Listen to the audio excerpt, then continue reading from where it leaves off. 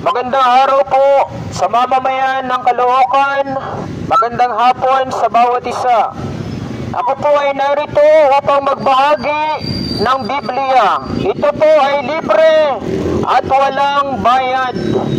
Ayon sa Biblia, sa banal na kasulatan ng Diyos, in 1 Timothy chapter 1, verse 15, the Bible says, "This is a faithful saying and worthy of all acceptation, that Christ Jesus came into the world to save sinners."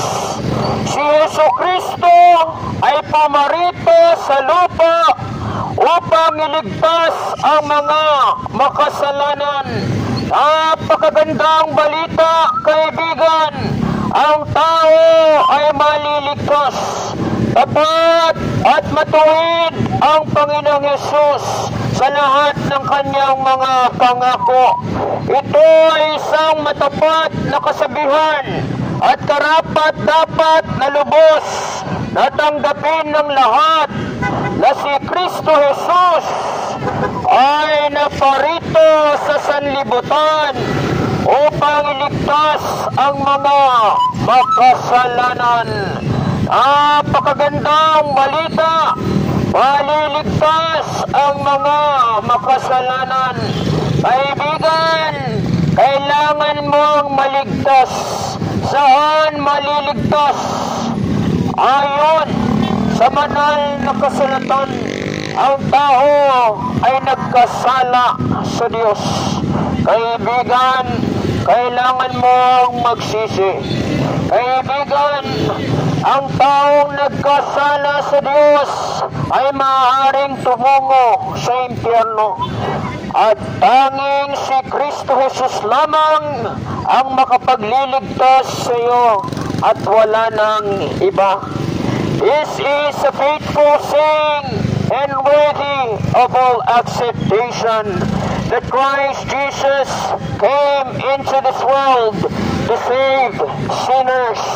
Ang tanong, naligtas ka na ba? Nahugasan na ba ng dugo ni Jesucristo ang iyong mga pagkakasala? Lumapit ka na ba ng may pagsisisi kay Kristo? Si Jesus ay namatay sa krus, inilibing at muling nabuhay upang magkaroon ng kapatawaran ang tao mula sa kasalanan. Kaibigan, kailangan mong maligtas dahil hindi may salalarawan ang impyerno. Hindi may salalarawan ang kamatayan na sasapitin ng taong nagkasala sa Diyos doon sa lawa ng apoy. Si Kristo Jesus lamang ang makapagliligtas sa tao at wala nang iba.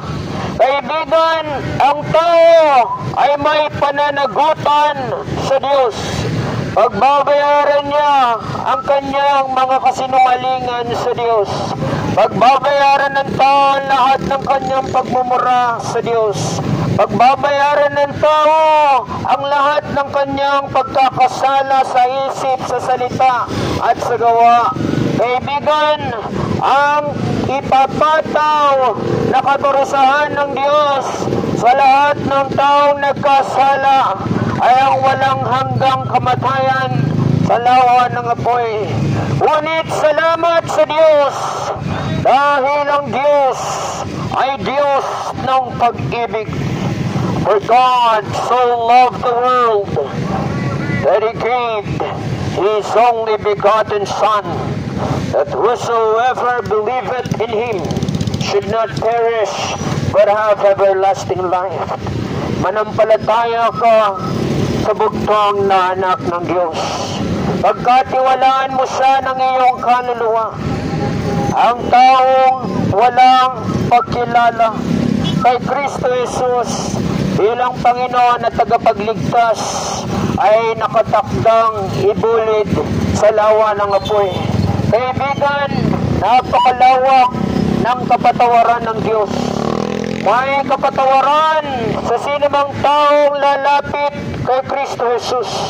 Sapat ang kanyang dugo upang linisin ka sa lahat ng iyong atraso sa Diyos. Sapat ang kanyang kamatayan upang iharap ka sa Diyos ng walang kapintasan. Kaibigan, Jesus ang kanyang pangalan. Jesus is His name, for He shall save His people from their sins. Manampalataya ka kay Kristo Jesus, kaibigan.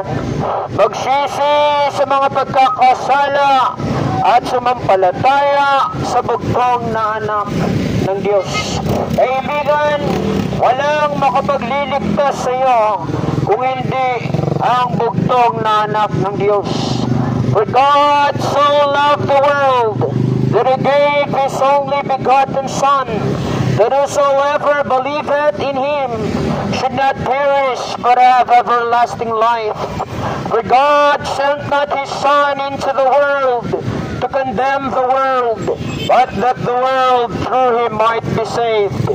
He that believeth on Him is not condemned, but he that believeth not is condemned already, because he hath not believed in the name of the only begotten Son of God. Kaibigan, for the wages of sin is death, but the gift of God is eternal life through Jesus Christ our Lord. Manampalataya ka sa bugtong na anak ng Diyos at ikaw ay magkakaroon ng buhay na walang hanggan. This is a faithful saying and worthy of all acceptation that Christ Jesus came into the world to save sinners, of whom I am chief. Ito ay isang matapat na kasabihan at karapat-dapat na lubos na tanggapin ng lahat na si Kristo Jesus ay naparito sa sanlibutan upang iligtas ang mga makasalanan.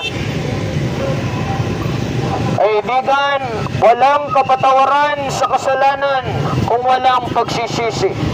Walang buhay na walang hanggan kung walang pananampalataya sa bugtong na anak ng Diyos. O mamamayan ng Caloocan, naway kaawaan ng Diyos ang mga tao sa lugar na ito. Maraming salamat po sa inyong pakikinig.